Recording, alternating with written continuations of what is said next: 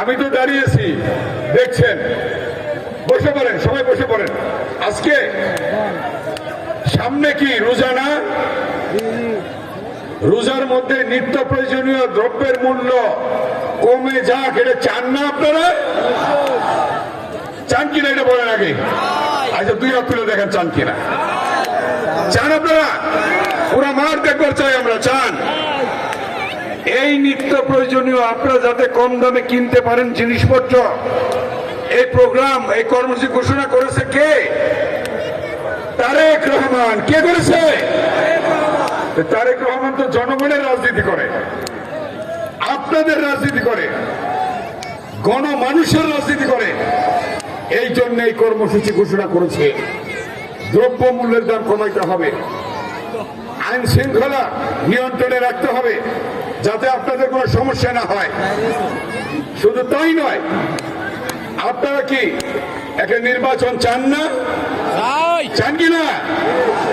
বিগত 3 বার তো নির্বাচনে আপনারা ভোট দিতে পারেন নাই। কি পারছেন কিনা? পারেন নাই। কি হয়েছে? অতীতের ইতিহাস দেখেন, যুগে যুগে আন্দোলন করেই কিন্তু মানুষ দাবি আদায় করেছে, ঠিক কিনা? আপনারা অনেকে 52-এর ভাষা আন্দোলন দেখেছেন, অনেকে দেখেন নাই। মায়ের ভাষা প্রতিষ্ঠা করেছিল বরকত সালাম, যা পরে রক্তের বিনিময়ে 62-র শিক্ষা আন্দোলন হয়েছিল। সেদিন সেই আন্দোলনে ওয়াজুল্লাহ বাবুর রক্ত দিয়ে শিক্ষার অধিকার প্রতিষ্ঠা করেছিল। আপনারা আসাদকে শুনেছেন, নাম শুনেছেন কি? শুনেন নাই? মোহাম্মদপুরে সেদিন 69-এর গণ অভ্যুত্থান হয়েছিল ওই শহীদ আসাদের রক্তের বিনিময়ে। আপনারা দেখেছেন, অনেকে শুনেছেন। তারপরে সেই কালুরঘাট বেতার কেন্দ্র থেকে, চট্টগ্রাম থেকে মহান স্বাধীনতার ঘোষক শহীদ রাষ্ট্রপতি জিয়াউর রহমান স্বাধীনতার ঘোষণা দিয়েছিলেন এবং সশস্ত্র সংগ্রাম শুরু হয়েছিল। সেই সশস্ত্র সংগ্রামে লক্ষ লক্ষ ভাইয়েরা শহীদ হয়েছে, মা বোনেরা ইজ্জত দিয়েছে। সেই জন্য আমরা পেয়েছিলাম স্বাধীনতা, ঠিক কিনা কথা? তারপরে 90-এর আন্দোলন, বেগম খালেদা জিয়ার নেতৃত্বে নরসিংহ জাহাজ ডক্টর মিলনের রক্তের বিনিময়ে আমরা পেয়েছিলাম সেদিন স্বৈরাচার মুক্ত বাংলাদেশ। এবং বিগত 16 বছর বিএনপির ভারপ্রাপ্ত চেয়ারম্যান দেশনায়ক তারেক রহমানের নেতৃত্বে আন্দোলন হয়েছে। আমার ভাই ছাত্র নেতা ইলিয়াস আলী গুম হয়েছে, চৌধুরী আলম গুম হয়েছে, সুমন গুম হয়েছে। আপনারা মিথ্যা মামলা খেয়েছেন, আপনারা জেল খেলেছেন, কথা ঠিক কিনা?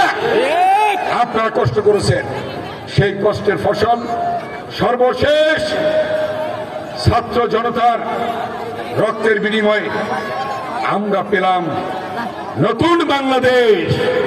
কি বাংলাদেশ পেলাম? নতুন বাংলাদেশ। সেই বাংলাদেশে আজকে অন্তর্বর্তীকালীন সরকার হয়েছে। এই সরকারের নির্বাচন হবে। আমি আপনাদের কাছে প্রশ্ন রাখতে চাই, এই চুয়াডাঙ্গাবাসীর কাছে রাতে আমি জিজ্ঞেস করেছিলাম, এই চুয়াডাঙ্গার মাটি তো অত্যন্ত উর্বর। এখন আজকে এসে দেখলাম চুয়াডাঙ্গা বিএনপিরও কি ঘাটি, ঠিক না? তাহলে 2 হাত তুলে সময় একবার দেখার আপনারা তারেক রহমানকে, খালেদা জিয়াকে আপনারা আগামী দিনে 2টা সিট দিবেন কিনা বলেন? আপনারা দেবেন? দেবেন? 2 হাত তুলে তারেক রহমানকে 8000 মাইল দূরে করতালি দিয়ে দেখাই দেন, জুড়ে করতালি দেন। তারেক রহমানকে দিবেন আপনারা, বেগম খালেদা জিয়াকে দিবেন আপনারা। বসেন বসেন বসেন। তারপরে কি করবেন? তারপরে আরো কাজ আছে। এই দেশ পুনর্গঠন করতে হবে। তারেক রহমান বলেছেন 31 দফায় যে 1 বারের বেশি, 2 বারের বেশি, কি 2 বারের বেশি কেউ প্রধানমন্ত্রী হতে পারবে না।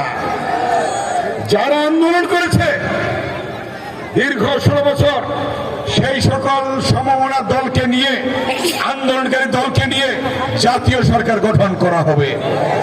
এটা কে বলেছে? সেই তারেক রহমান বলার পরে আজকে সংস্কার করে অন্তর্বর্তীকালীন সরকারও সে কথা বলছে কিনা? তাই আজকে আমাদের সামনে কঠিন সময়। সেই কঠিন সময়ে আপনাদেরকে প্রস্তুতি নিতে হবে।